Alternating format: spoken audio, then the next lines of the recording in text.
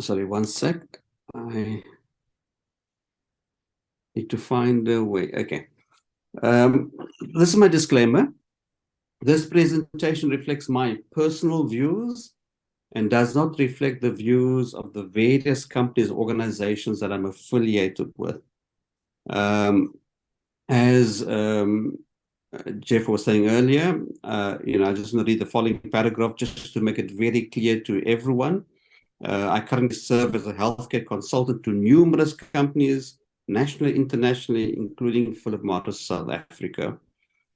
I must indicate that today's talk is going to be based purely on evidence that's available in the literature from reputable sources, and I will indicate that as we go through this presentation.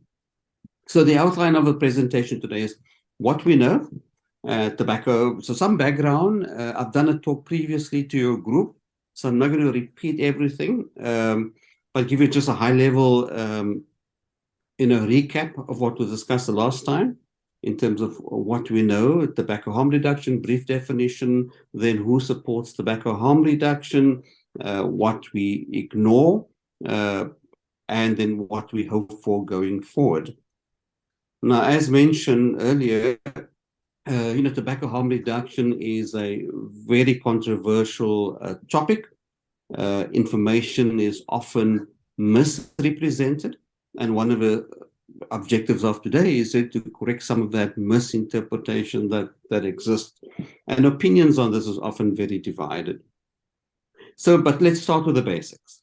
Tobacco harm reduction, what is this? It's about offering less risky alternatives to regular cigarettes for those smokers who cannot or choose not to quit.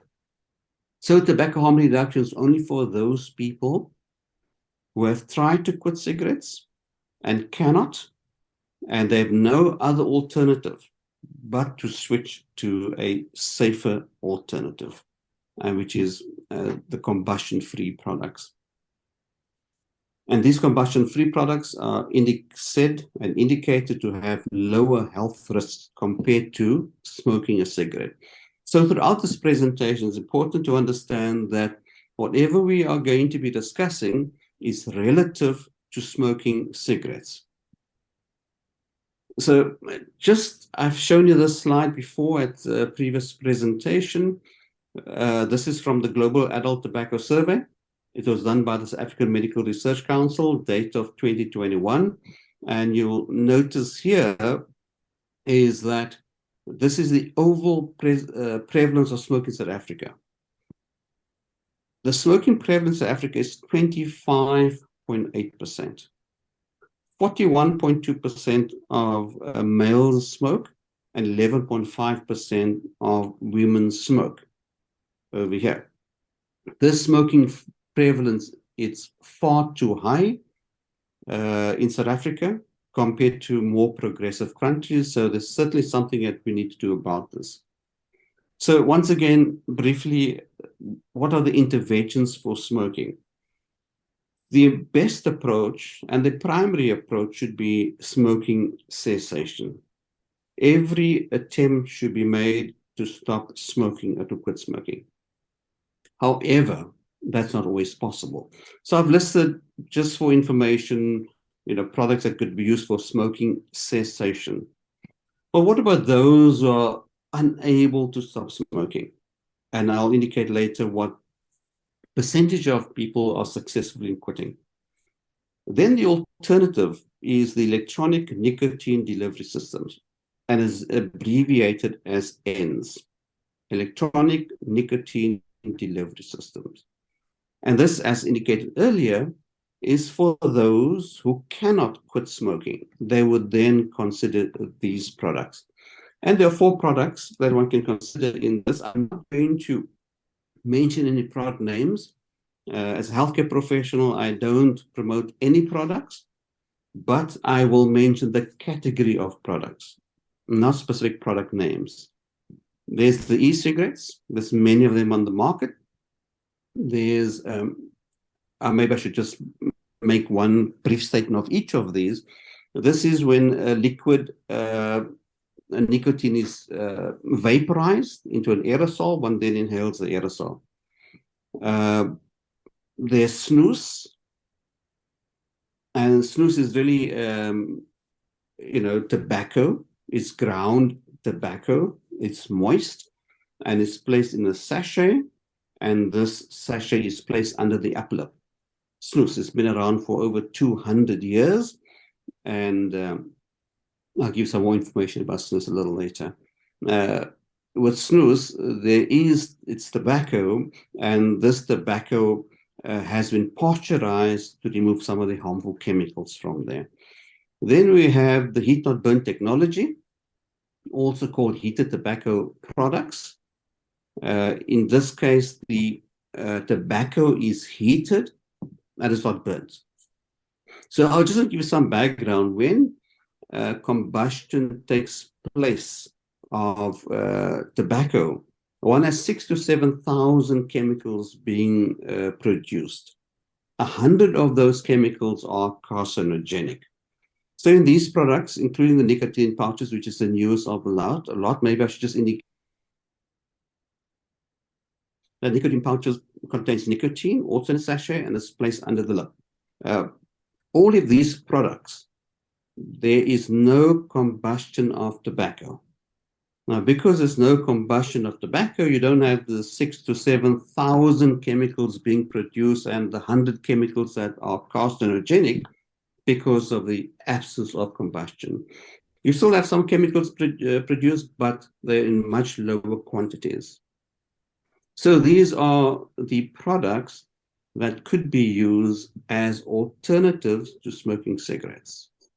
So this is a slide of organizations that support tobacco harm reduction.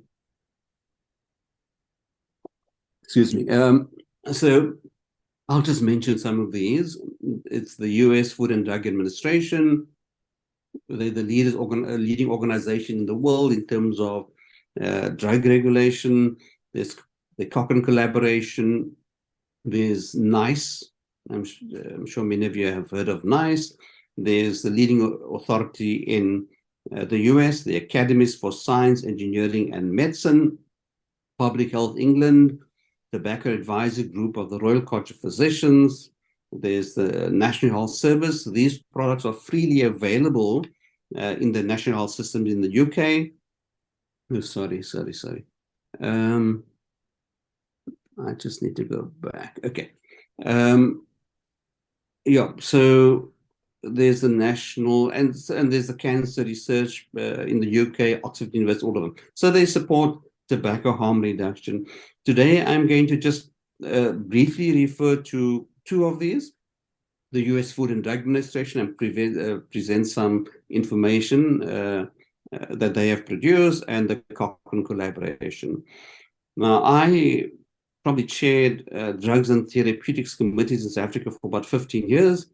And these are besides looking at the clinical trials in detail, these are the organizations that will first look at to see what work they have done in terms of new drugs on the market, and we'll often use them as guidelines. So today I'm going to do the same. I'm going to look at what the US Food and Drug Administration has to say, and look at what the Cochrane Collaboration has to say about ENDS.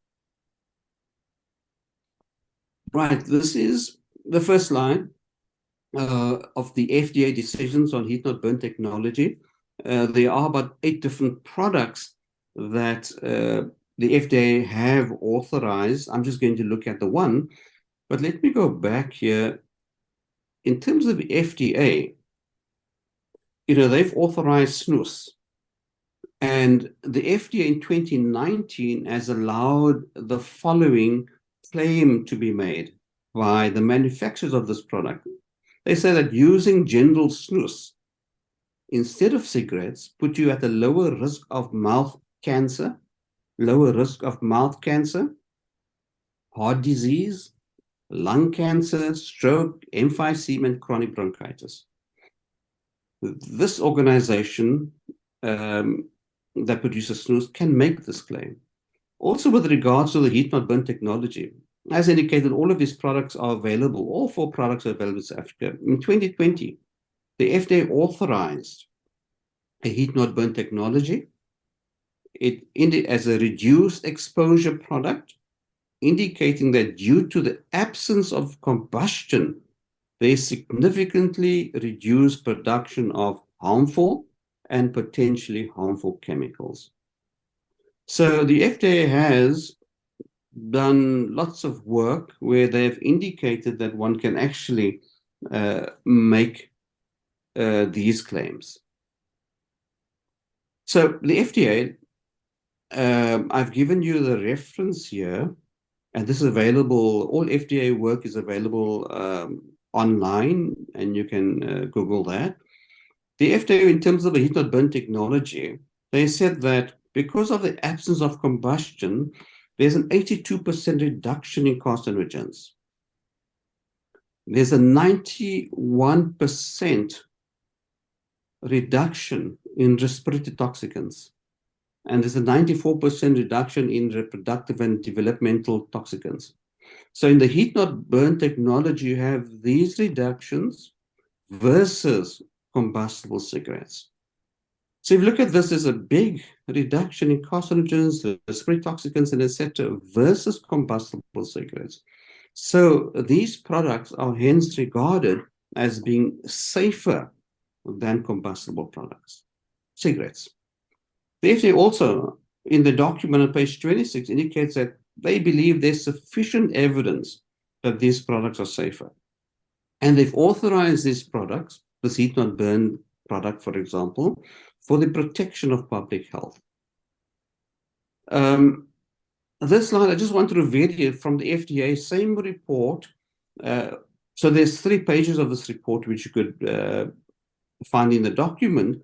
It takes each and every ingredient. I know this is quite small, you may not be able to see this quite easily. It takes each and every ingredient and indicates how the concentration has reduced in the comparative groups versus cigarettes. So cigarettes versus ends. In this case, for example, if you look at arsenic, there's a 49% reduction in the heat-not-burn versus tobacco. If you look at this anthracene, it's 88% reduction. Benzene, 99% reduction. So if you look at all of these figures, there's a huge reduction in chemicals in the heat-not-burn technology versus combustible cigarettes. And that is due to the absence of combustion. The FDA has indicated that there's about a 60 to 90%, 99% reduction in the heat-not-burn technology versus combustible cigarettes. Let me just briefly look at the next report. This was a Cochrane collaboration report of 2023, so it's quite recently published. They publish a report every year. And the last time I presented to you, I did present these results as well, but these are the updated results. Here they compare nicotine e-cigarettes versus nicotine replacement therapy for smoking cessation, and recently produced. So in this column, the outcome is smoking cessation at 6 months to a year. So they compare nicotine replacement therapy, which is standard of care in a way, versus nicotine e-cigarettes. And what they show here is that the quit rate was 6 per 100 with nicotine replacement therapy. The quit rate with e-cigarettes was 10 per 100. So this shows that nicotine e-cigarettes are more effective than nicotine replacement therapy. And there are additional 4 quitters for every 100 smokers. Now, this can be quite substantial if you consider that there are 1.3 billion smokers worldwide. So every 4 additional quitters will certainly make an impact. The difference compared to what I showed you last time is that the certainty of the evidence this year is regarded as being high. Previously, it wasn't high. This time, it's high. So we can really trust the work that the Cochrane collaboration has reported. As I said, they are the leading authorities in the world in terms of the systematic review of the evidence. If you look at adverse reactions, previously I never really reported this, but this time I will, because the certainty of the evidence is now moderate.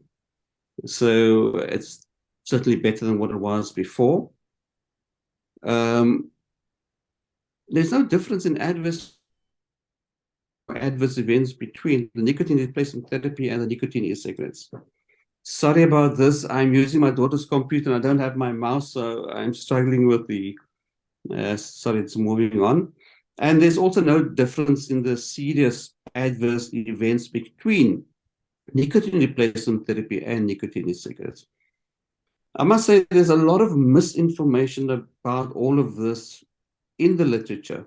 If you Google anything, and that's why I wanted to show you that slide of those organizations that support tobacco harm reduction. If you're at Google, I would think there's an 80% chance that you're going to get misinformation, because the amount of funding that has gone into providing this misinformation, and hence it's best to look at the results from these reputable organizations.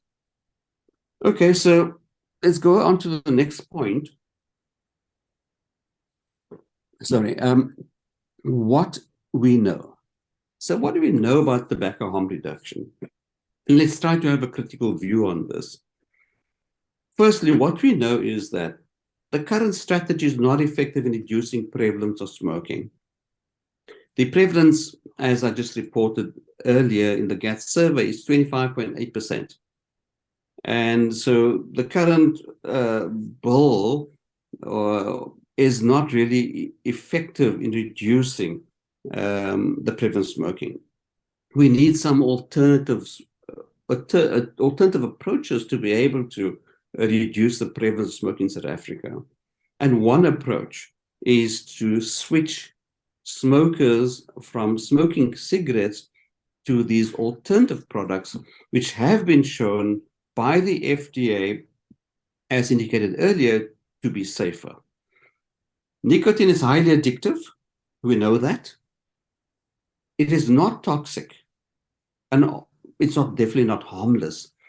The reason I'm making this point is because there is this draft bill that is going to be presented to Parliament very soon, may even be end of this week when there's no tobacco day.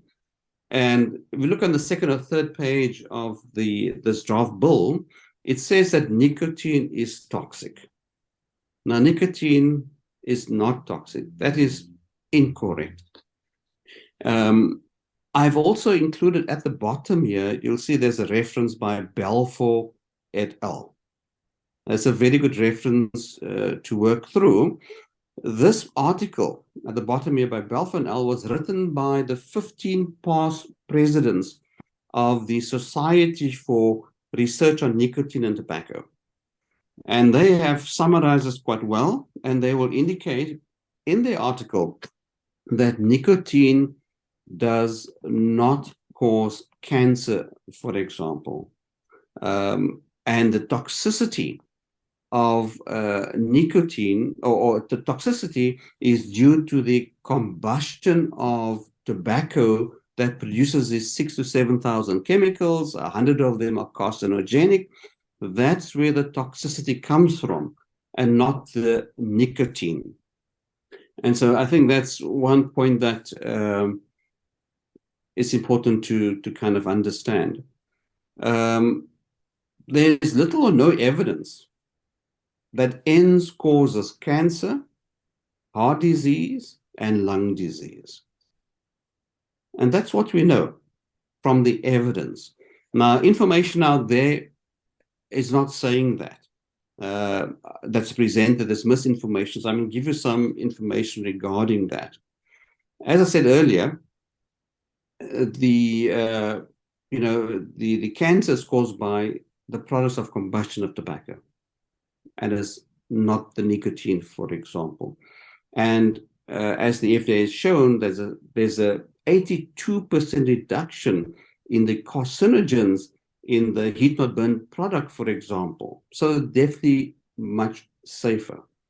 The Balfour et al. By the 15 past presidents indicated that 80% of physicians in the US believe incorrectly that nicotine causes cancer. And they're trying to correct that misunderstanding. Yes, there have been studies in animals that have shown that, but not in humans. They also indicate that there's a misunderstanding that these ends or non-combustible products cause heart disease and even lung disease. Now, let me just focus on that a little. The heart disease, there was a study in the Journal of the American Heart Association that indicated that these products, the ends, cause heart disease. Now, that article has been retracted in 2020 because the people that had the heart attacks had heart attacks before people started vaping. And that article has now been retracted, but this misinformation still persists. With regards to these products causing lung disease, I'm going to get back to that in a short while. What we also know that ends are far less harmful than combustible cigarettes. And once again, I refer to the FDA work and many other products that they've evaluated, which is available on the websites. And ends is more effective than nicotine replacement therapy. And that's the work from the Cochrane collaboration. In fact, there's another another paper just released, a study. It's called the Ceasefire Randomized Study, which shows that ends could be up to, effective for smoking cessation up to 30%, even much more than what the Cochrane collaboration stated. Okay, let's go to the next slide. So what do we ignore? We seem to generally ignore that harm reduction as intervention strategy. We promote smoking cessation, which we certainly agree with, and that should be the primary approach. However, there are these alternatives which are regarded to be safer. They also have shown by Cochrane collaboration to be more effective than they should actually be used. What we ignore is that we also need a different regulatory framework for ends.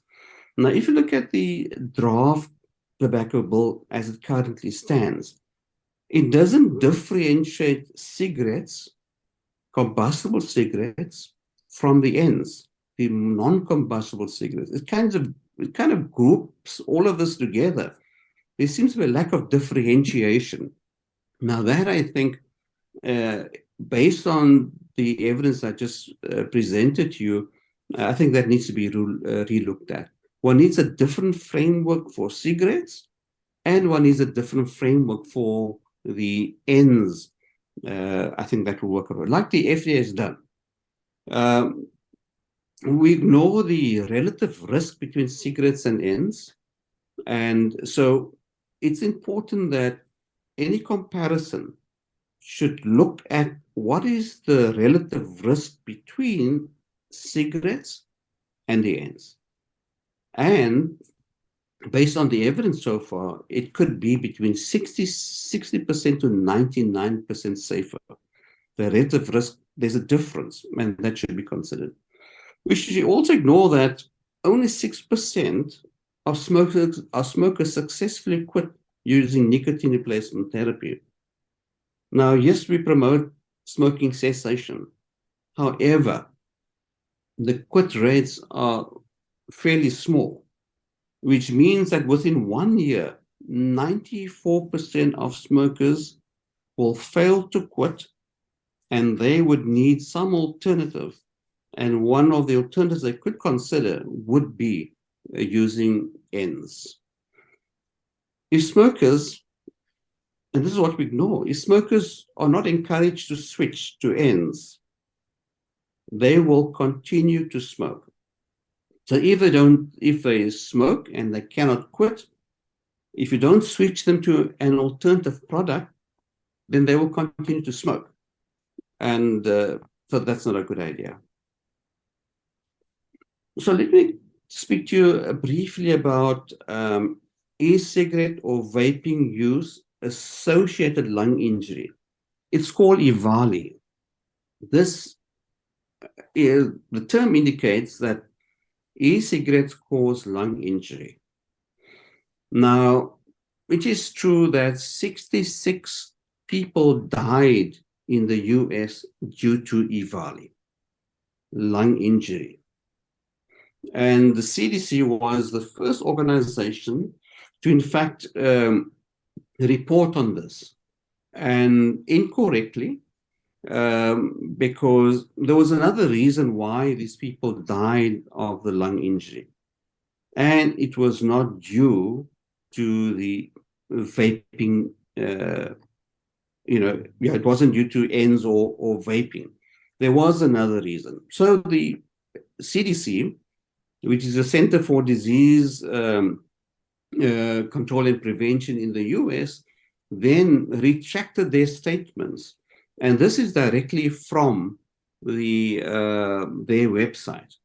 So what happened there was people, the vapors, they spiked their vaping device with THC. And this they got from sources like friends and family and etc., other people buying it online maybe. And so the vape device was spiked with cannabis. And this is what caused the lung injury. So it wasn't the vaping device itself. It was a vaping spike with THC. They also added vitamin E acetate. And vitamin E acetate was a carrier for the THC. And this was also put in the vaping device. And that caused the lung injury. However, although the statements were kind of retracted by the CDC, this misinformation is still persisting, unfortunately. And so I thought I'd just kind of refer to that. And there's a link at the bottom there that that you can look, and this is exactly taken off the CDC website. So look at the next slide. So if you look at smoking and vaping, so where is the focus? The problem that we have currently is that the prevalence of smoking is very high. And this is where we should be focusing. So to reduce the prevalence of smoking, what we need to do is to try to present alternative products to these smokers. And we should be focusing here. Tobacco harm reduction is about giving adult smokers the opportunity to switch to a safer product. And that's what tobacco harm reduction is. That's what we are focusing in our discussion today. However, the emphasis by many anti-vaping people is on the youth. Nearly all the attention goes to the youth. Now, this is legitimate, and one should be concerned about youth smoking. However, the tobacco harm reduction is about adult smokers. And in South Africa, we have 11.5 million smokers that we need to focus on to reduce the prevalence of smoking. And when it comes to youth smoking, yes, it's important, but it's not the focus of tobacco harm reduction. Youth smoking should be managed by better education, by having very, very strict legislation that's going to prevent those who are underage from vaping, and so and enforcement of the legislation is going to be important. So yes, youth vaping is important. It is a concern. However, when we come to tobacco harm reduction, it's about the adults who smoke. So what do we hope for? We hope that ENDS is not a gateway to smoking for the youth. We certainly hope that is the case. Um, I have listed a paper by Pelosi et al. At the bottom, where he talks about youth vaping, and he indicates that, according to the stats recently, there seems to be no evidence that ENDS or vaping is a gateway to smoking in the youth. He provides 6 recent references. The very few people I actually follow in this area because misinformation and etc. etc. Pelosi is one of them that I follow quite closely. He is one who is He's from University of Catania in Italy, and he writes many articles just addressing the mistakes that people make in their studies when it comes to and the misinterpretation of the studies when it comes to youth vaping and in tobacco harm reduction as well. So I tend to, at this point, looking at all the results and the studies, I also tend to feel that ENDS is not a gateway to smoking at this point, but we'll need to wait for the evidence. I did, when I presented to you the last time, I presented the Public Health England reports, which indicated that the youth prevalence is actually smoking is coming down, and vaping prevalence in the youth is actually coming down as well. The theory is that if youth did not vape, they would have smoked anyway. That is called a common liability. So by some of them vaping, it's actually taking them away from smoking, which is much, much more dangerous. And that's the thinking around that. What we hope for is that ENDS should be regulated quality. I certainly believe that we need processes in place to monitor the quality of the products that are on this African market. We hope that we have risk proportionate legislation. That means that we shouldn't regard ENDS the same as cigarettes, because they're not the same. They are 60 to 99% safer than combustible cigarettes. So at this point in time, our legislation is not indicating that, which is a concern. We hope that South Africa becomes smoke-free. The question I would ask you, do you think that's possible, that we become smoke-free? We've had legislation in our country since 1993. The prevalence doesn't seem to be coming down. Can we become smoke-free? And I'll present a case study to you in the next slide regarding that. So the question here, can we become smoke-free? Now, you might have seen this in the newspapers. I think there was a splash. I believe there was a splash in the Sunday Times twice in the past month about Sweden becoming smoke-free. Sweden's smoking prevalence is 5.6% currently. If the smoking prevalence dropped to below 5%, then they'll be regarded as being smoke-free, which I hope to reach by the end of this year. It will be the first country to become smoke-free.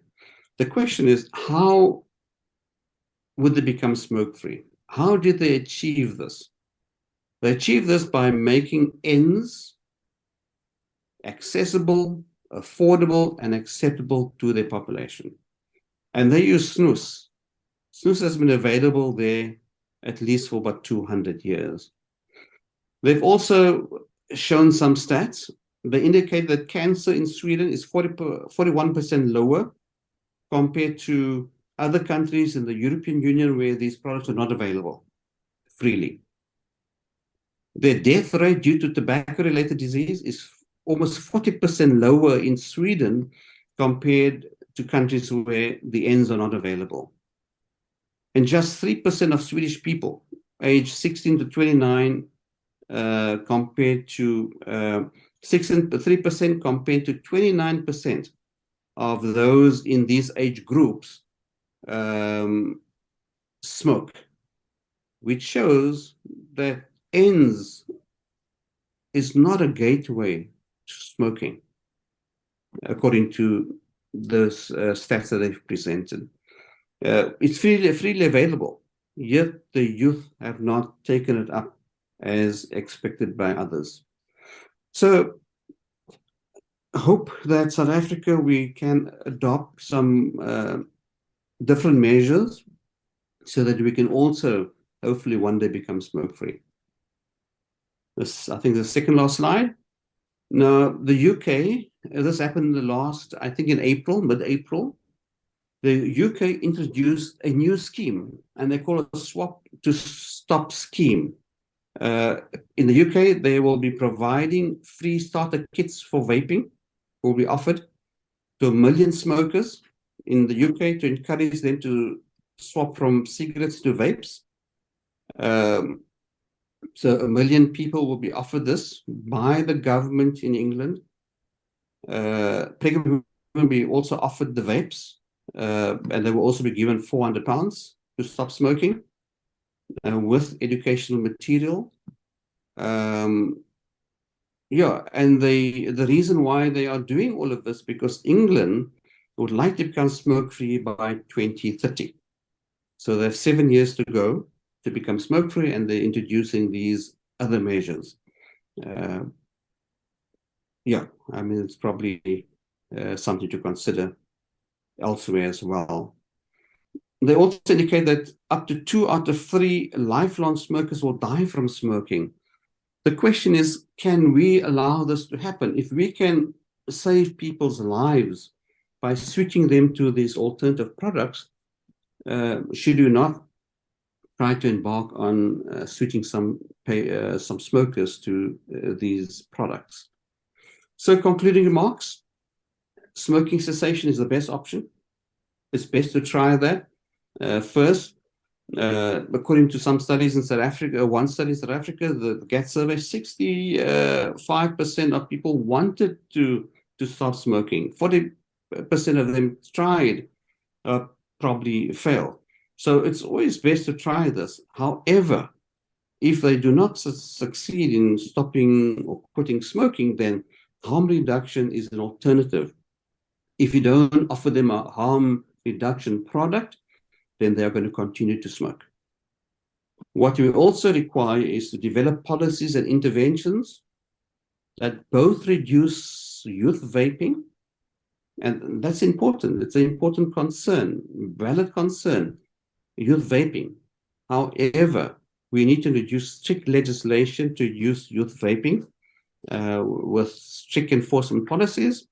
However, we must not forget about the adults who smoke. And that's where tobacco harm reduction and switching these smokers to alternative products are important. Thank you very much. Thank you, Prof Valodia, for a most informative and insightful talk. We're now going to open for Q&A. I'm going to just